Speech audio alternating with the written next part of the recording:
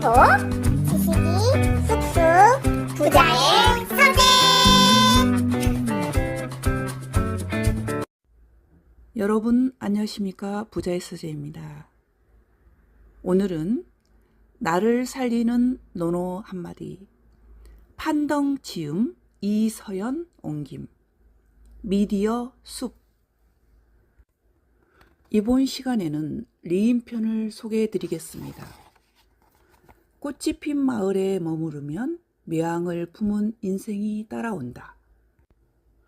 공자가 말하길 마을은 어지러야 아름답다. 어질지 않는 곳을 선택한다면 어찌 지혜롭다고 하겠느냐. 자왈 리인 위미 택불처인 언득지라. 첫 문장은 공자가 환경이 성장에 미치는 영향에 대해 강조한 문장이다. 공자는 사람은 반드시 어진과 덕성을 갖춘 사람들과 함께 살아야 한다고 말했다. 조직행정론 전문가인 히스 형제가 쓴 스위치는 동네 분위기가 아이들의 성장에 미치는 영향을 설명해 준다. 작가는 학업 성적이 좋지 않은 아이들이 치안이 좋지 않았던 거주지를 벗어나자 학교 성적도 점차 좋아졌던 연구를 소개한다. 빈민 지역에 살던 사람들이 미국 정부의 보조금을 받고 다른 지역으로 이주한 뒤 어떻게 생활했는지 몇 년에 걸쳐 추적 조사한 내용들이다. 빈민 지역을 벗어난 가정의 아이들은 학업 성적과 교우 관계 등 많은 면에서 긍정적인 변화가 이루어졌다. 반면 그 지역을 떠나지 않은 가정의 아이들은 오랜 시간이 지났음에도 여전히 성적이 좋지 못했다. 이는 사람은 유전적인 요인보단 환경의 영향을 받는다는 사실을 증명해 주는 사례이다. 깨진 유리창 이론이라는 사회학 이론이 있다. 말 그대로 깨진 유리창이 있는 장소에서 일어나는 일들을 관찰하고 기록한 것을 토대로 만든 이론이다. 한 마을 빈터에 주차된 자동차에 창문 하나가 깨져 있었다. 자동차는 그대로 방치됐고 일이 지나자 자동차의 바퀴가 하나 사라졌다. 자동차는 시간이 지날수록 심하게 망가져갔다. 나중에는 폐차장에 버려진 자동차처럼 변해버렸다. 집도 마찬가지였다. 한 마을의 후미진 골목에 사람이 살지 않는 집 몇 채가 모여 있었다. 한 집의 창문이 깨졌고 며칠이 지나자 그 집과 이웃한 다른 집 창문들도 깨져 있는 것을 발견했다. 또 며칠이 지났다. 담장에 혐오스러운 낙서들마저 생겼다. 그렇게 수개월이 지나자 창이 깨진 집들이 모여있는 후미진 동네는 우범지역으로 변하고 말았다. 깨진 유리창 이론은 환경이 인간 생활에 미치는 영향을 설명한다. 환경의 최초 변화는 고작 깨진 유리창 하나였다. 하지만 그 작은 변화를 바로잡지 않으면 그 요인은 점차 눈덩이처럼 불어나 커다란 변화를 일으킨다. 깨진 유리창 이론을 거꾸로 생각해 본다. 어질고 덕성을 가진 사람과 가까이 지내야 하는 이유를 알게 된다. 이제 공자의 문장으로 돌아가 보자. 어질지 않는 곳을 선택한다면 어찌 지혜롭다고 하겠느냐에서 마지막 글자인 지는 지의 지와 같은 의미이다. 이사를 할 때 어질고 덕성을 갖춘 사람들이 많은 마을로 들어가라는 공자의 충고이다. 이런 선택을 하는 사람들이 지혜롭다는 것이다. 아들 맹자의 교육에 대한 어머니의 열정을 나타낸 맹모 삼천지교는 너무나 유명한 고사성어이다. 주변 환경이 아이들에게 안 좋은 영향을 준다는 사실을 발견하면 맹자의 어머니는 곧장 그곳을 떠나 다른 곳으로 이사를 했다. 맹자가 현자가 될 수 있었던 것은 파라리 그의 어머니 덕분이었다. 맹모 삼천지교를 따라하려는 부모 중에 학교가 모여있는 곳 근처로 이사하려는 사람들이 있다. 자녀들의 면학 분위기를 조성하기 위해 반드시 학교 근처에서 살아야 할까? 꼭 그렇지는 않을 것이다. 학교와 가까운 곳에서 사는 사람들이 어진 품성을 갖추었다고 장담할 수 없기 때문이다. 자녀 교육에는 별다른 신경을 쓰지 않으면서 그저 통학거리가 가까워서 학교 근처의 집을 선택한 사람들도 많을 것이다. 교육 환경이 중요한 건 사실이다. 하지만 아이에게 영향을 끼치는 환경은 꼭 거주지의 사람들만 포함되지 않는다. 자녀들에게 가장 큰 영향을 미치는 사람은 언제나 부모들이다. 부모의 어질고 자애로운 마음은 항상 자녀들이 성장하는 밑바탕이 된다. 아무리 교육 환경이 좋다 한들 맹자의 어머니와 같은 품성이 없다면 소용이 없는 일이다. 나는 이 문장이 공자가 제자들에게 한 이야기일 것으로 생각한다. 공자는 이웃의 인품을 무척이나 중시하고 주변에 어질고 덕성을 갖춘 사람이 거주하기를 바랬다. 공자가 제자를 가르치기 시작했을 초반의 시기에는 공자 주변에 사람들이 많지 않았을 것이다.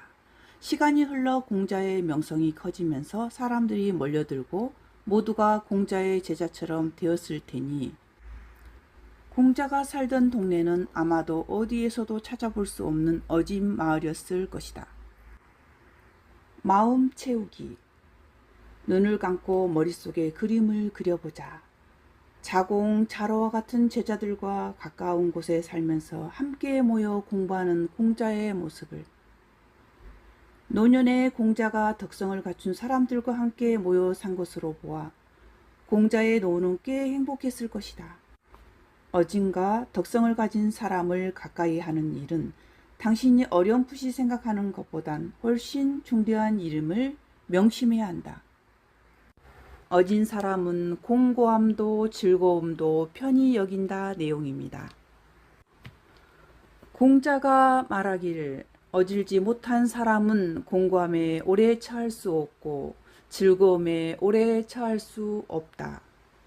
어진 사람은 어짐을 편하게 여기고 지혜로운 사람은 어짐을 이롭게 여긴다.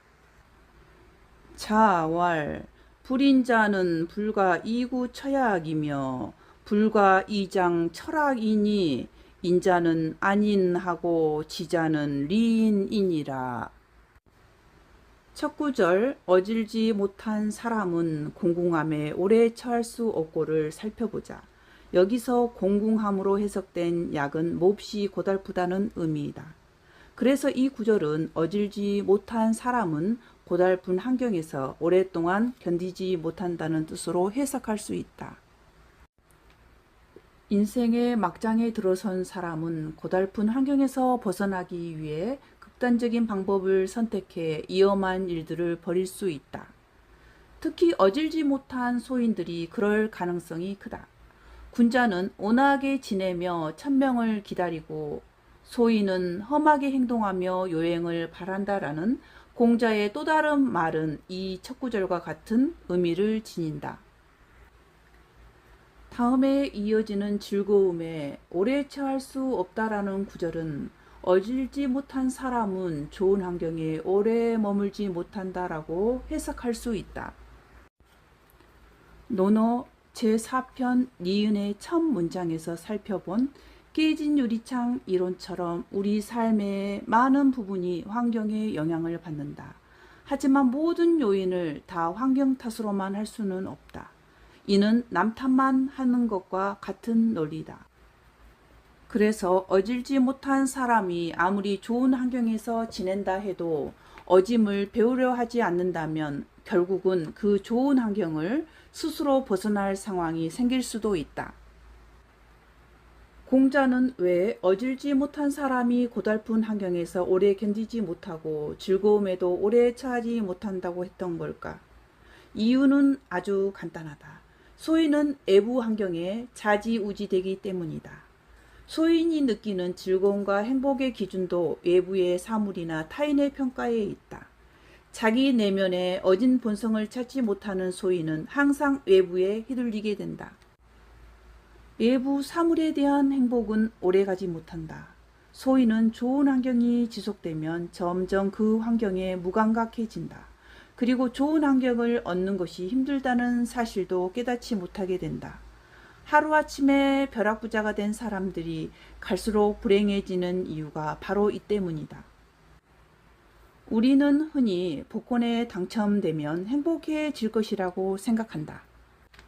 하지만 하버드 대학 행복 강의 해피어의 저자이자 심리학자인 탈 벤샤하르는 복권에 당첨된 사람의 삶이 대부분 불행해지는 이유가 지나치게 많은 돈으로 인해 삶의 리듬이 무너지기 때문이라고 말한다.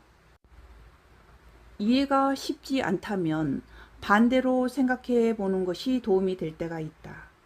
첫 문장을 거꾸로 생각해 보자. 어질지 못한 사람은 공공함에 오래 처할 수 없고 즐거움에 오래 처할 수 없다는 어진 사람은 공공함에 오래 처할 수 있고 즐거움에 오래 처할 수 있다가 된다. 어진 사람이 공공함과 즐거움에 오래 처할 수 있는 이유는 뭘까? 어진 사람에게 공공함과 즐거움은 단순히 외부 환경일 뿐이다. 어진 사람의 평온한 내면은 외부 환경에 영향을 받지 않는다. 자신의 천명과 이상을 가지고 있는 아내가 그런 사람이었다. 한 그릇의 밥과 표주박물로 더러운 골목에 살면 사람들은 근심을 견뎌내지 못하는데 그 즐거움이 변하지 않을 수 있었다라는 말은 아내를 두고 하는 말이다. 누추한 환경에서 살며 굶주림에 시달릴지라도 아내는 매일 즐겁게 살며 자신이 옳다고 생각하는 것을 추구했다. 송나라 유학자들은 과거 공자와 아내의 즐거움을 연구했다.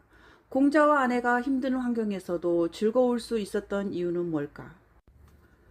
그리고 부유했던 자공이 거만하지 않고 예를 지킬 수 있었던 이유는 뭘까? 그 이유는 극심한 외부 환경의 변화로 인해 삶이 아주 궁핍해지거나 부유해져도 내면은 한치의 흔들림도 없었기 때문이다. 현대인의 삶을 돌아보면 대부분은 공공함에 오래 처할 수 없고 즐거움에도 오래 처할 수 없는 상태에 있다. 자신에게 한번 물어보자. 1년 중 내면에서 우러나오는 즐거움을 느낄 때가 몇 번이나 있는가? 직장인들은 항상 휴가를 기대한다.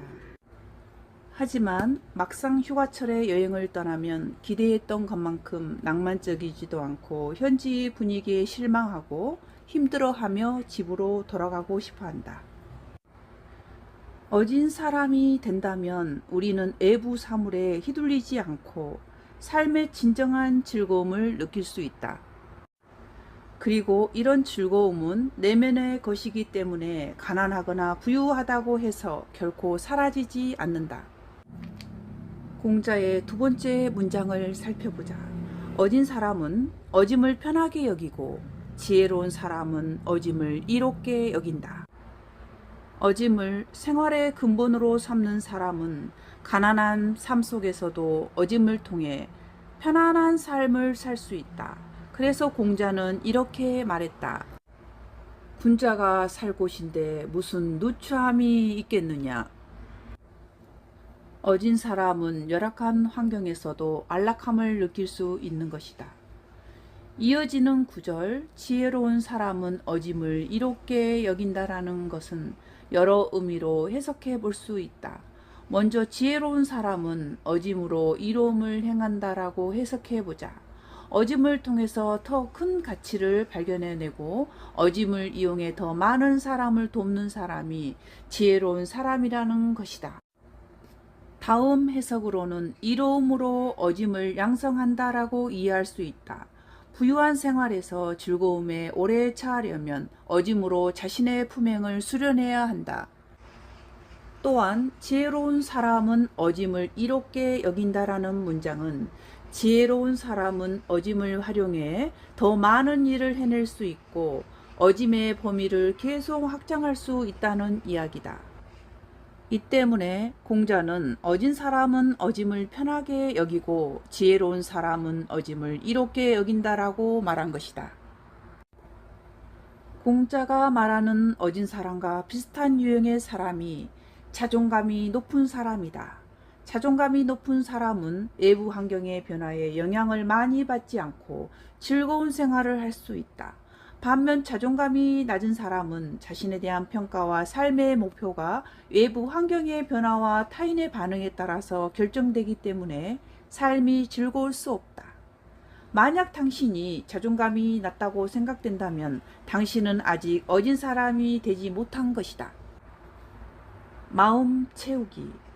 우리는 공자의 말을 되새겨 자신을 반성하고 공공한 상황이나 즐거운 상황에 오래 머물 수 있는 사람이 되도록 노력해야 한다. 인생은 바다와 같다라는 말이 있다. 오르락 내리락하고 굴곡이 심한 인생의 모습을 바다에 비유한 것이다. 바다 날씨는 예견하기 힘들다. 바다는 언제나 불확실성을 대변하는 상징적인 존재로 등장한다. 우리의 삶도 불확실성으로 가득하다. 하지만 두려워할 필요는 없다. 어진 마음은 변화무쌍한 바다를 헤쳐나가는데 큰 버팀목이 되어줄 것이기 때문이다. 오직 어진 사람만이 누군가를 꽃으로 여겨 사랑을 심는다. 공자가 말하길 오직 어진 사람만이 사람을 좋아할 수 있고 싫어할 수 있다. 자왈 유인자아 능호인하며 능오인이니라. 전체 문장을 해석하기 전에 일단 한자 두 개를 살펴보자. 문장에 쓰인 한자 호는 좋아한다는 뜻이고 오는 싫어한다는 의미이다. 유인자 능오인을 대략 해석해 보자면 어질고 덕성을 갖춘 사람만이 사람을 좋아할 수 있고 반대로 사람을 싫어할 수 있다는 뜻이 된다. 공자는 사람에 대해 좋고 나쁨이 분명하다는 것을 강조했다. 누구나 그렇겠지만 공자는 특히 위선자를 싫어했다. 위선자는 원칙이 없다. 자기에게 피해가 생길까봐 누구한테나 좋은 말을 한다. 그리고 세상에 나쁜 사람이 하나도 없는 것처럼 행동한다. 공자는 이러한 부류의 사람은 타인을 존중하는 것이 아니라 원칙이 없는 것으로 판단했다. 내면에 원칙이 없는 사람은 옳고 그름을 분간할 수 있는 능력이 없으며 나쁜 행동을 지적할 수 있는 용기도 없다. 따라서 사람을 좋아하고 싫어할 수 있는 것은 내면의 원칙이 있는 어진 사람이 할 수 있는 일이다. 어진 사람은 다른 사람의 장점을 칭찬하고 상대의 단점을 지적할 수 있는 용기를 지니고 있다. 오직 어진 사람만이 사람을 좋아할 수 있다라는 문장의 의미는 어진 사람은 상대방의 인성을 바라보며 좋은 마음을 품는다는 뜻이다. 가령 소인은 상대방의 품성이 아니라 그 사람의 지나 학벌, 학위, 재력 그리고 아름다운 외모 등 겉으로 드러난 것들을 좋아한다. 이런 것들을 좋아하는 것은 어렵지 않다. 하지만 있는 것들의 모습을 좋아하는 것은 차원이 다르다. 상대방의 됨됨이를 파악할 수 있는 안목이 필요하고 또 아무런 대가 없이 사람됨을 좋아하는 순수한 마음이 있어야 한다. 따라서 어진 사람만이 진정 사람을 좋아할 수 있는 것이다. 이 문장을 이렇게 해석할 수 있는 근거가 있다. 공자와 그의 제자 번지의 대화를 살펴보자. 번지가 어짐에 관해 물었다. 공자는 사람을 사랑하는 것이다 라고 대답했다. 다시 말해 어짐은 사람을 사랑하는 마음이다. 그래서 오직 어진 사람만이 사람을 좋아할 수 있다라는 문장이 나오게 된 것이다. 이 문장은 어진 사람과 소인의 차이점도 지적한다. 소인은 자신에게 이익이 되는 사람은 나쁜 사람이라도 싫어하지 않는다. 예를 들어서 오염물질을 몰래 배출하는 한 공장의 사장 밑에서 일하는 소인은 그 사장이 자신을 잘 챙겨준다면 그를 나쁘게 생각하지 않는다. 사장이 법을 어기고 있는 것을 자각하더라도 애써 무시하며 자신의 이해관계에만 신경을 쓰는 것이 소인의 속성이다. 나는 사람을 좋아할 수 있다라는 것과 사람을 싫어할 수 있다라는 것을 다음과 같이 구분해서 이해한다. 사람을 좋아하는 것과 싫어하는 것의 기준이 사람인지 사물인지에 따라서 군자와 소인을 판단하는 것이다. 소인은 이익에 따라서 사람을 사귀고 군자는 뜻이 일치하고 지향하는 바가 같은 사람을 좋아한다. 군자의 특성을 생각해보자. 군자는 상대방이 싫을 때 솔직하게 그 사람의 단점과 잘못된 점을 지적할 수 있다.